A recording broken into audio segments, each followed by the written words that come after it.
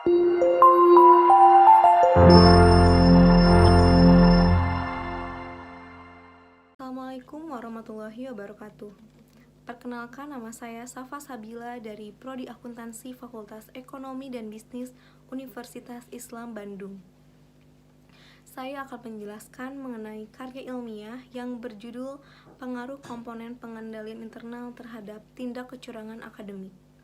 Survei pada mahasiswa akuntansi perguruan tinggi yang terakreditasi A di Kota Bandung. Alasan saya mengambil judul tersebut karena masih banyak terdapat tindak kecurangan akademik yang dilakukan oleh mahasiswa, seperti mencontek, bekerja sama, bahkan membuat catatan kecil saat ujian. Fenomena yang dilansir oleh berita dari www.news.bbc.com tahun 2011 mengatakan bahwa terdapat tindak kecurangan akademik seperti melakukan plagiat. Hal ini bahkan dilakukan oleh seorang menteri di Jerman untuk gelar doktor. Fenomena selanjutnya yang dilansir oleh www.abc.net.au tahun 2020 mengatakan bahwa sebanyak 14.000 mahasiswa di 8 universitas di Australia, bahkan sekitar 6% hingga 10% mengaku mencontek saat melakukan ujian.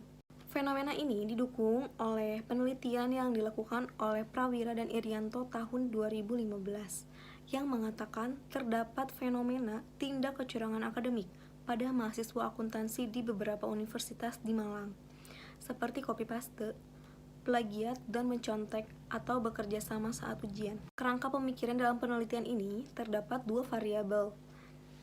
Yang pertama, pengendalian internal dan tindak kecurangan akademik. Untuk variabel pengendalian internal memiliki 5 komponen. Di antaranya, yang pertama lingkungan pengendalian, penilaian resiko kegiatan pengendalian, informasi dan komunikasi, dan kegiatan pemantauan menurut Tuan Nakota tahun 2019. Untuk variabel tindak kecurangan akademik memiliki 3 prinsip, yaitu tekanan, kesempatan, dan rasionalisasi menurut Alvin A. Arens tahun 2015. 5 komponen dari pengendalian internal ini berpengaruh baik secara simultan maupun secara parsial terhadap tindak kecurangan akademik. Dapat dilihat dari hasil uji normalitas, nilai signifikan sebesar 0,781 dengan ketentuan jika nilai signifikan lebih besar dari 0,05 maka data tersebut berdistribusi normal. Uji multikolinearitas ini, nilai FIF-nya kurang dari 10 dan nilai toleransinya lebih besar daripada 0,01.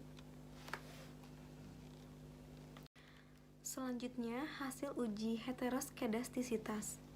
Dapat kita lihat pada gambar, diketahui bahwa pola tersebut menyebar di atas dan di bawah angka 0 pada sumbu Y. Oleh karena itu, dapat disimpulkan bahwa data sudah memenuhi syarat dan tidak terjadi gejala heteroskedastisitas. Selanjutnya, hasil analisis regresi linier berganda. Dapat kita lihat, lingkungan pengendalian berpengaruh signifikan positif terhadap tindak kecurangan akademik.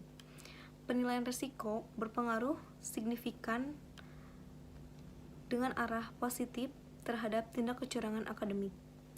Kegiatan pengendalian berpengaruh signifikan dengan arah negatif terhadap tindak kecurangan akademik.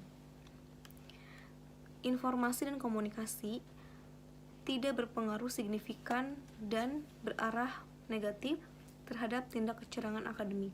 Pemantauan berpengaruh signifikan dengan arah positif terhadap tindak kecurangan akademik.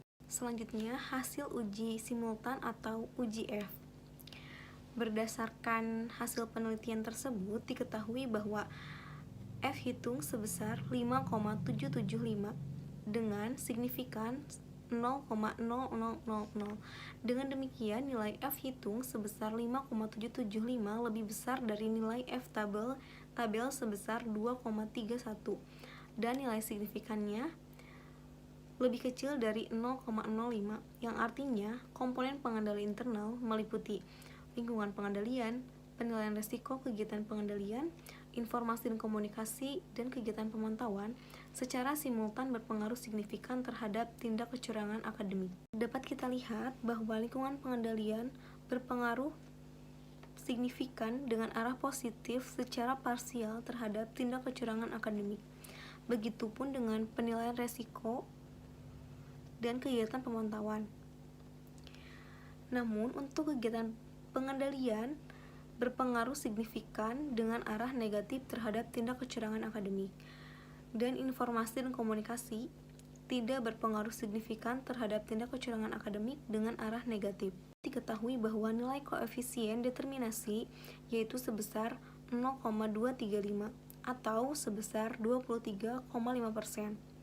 Hal ini menunjukkan bahwa lingkungan pengendalian, penilaian risiko, kegiatan pengendalian, informasi dan komunikasi, dan kegiatan pemantauan memberikan pengaruh terhadap tindak kecurangan akademik pada mahasiswa akuntansi yang terakreditasi A di Kota Bandung dengan nilai sebesar 23,5%.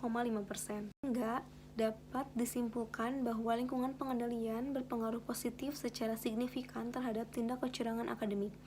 Penilaian risiko berpengaruh positif secara signifikan terhadap tindak kecurangan akademik. Kegiatan pengendalian berpengaruh negatif secara signifikan terhadap tindak kecurangan akademik. Informasi dan komunikasi berpengaruh negatif tidak signifikan terhadap tindak kecurangan akademik. Kegiatan pemantauan berpengaruh positif secara signifikan terhadap tindak kecurangan akademik.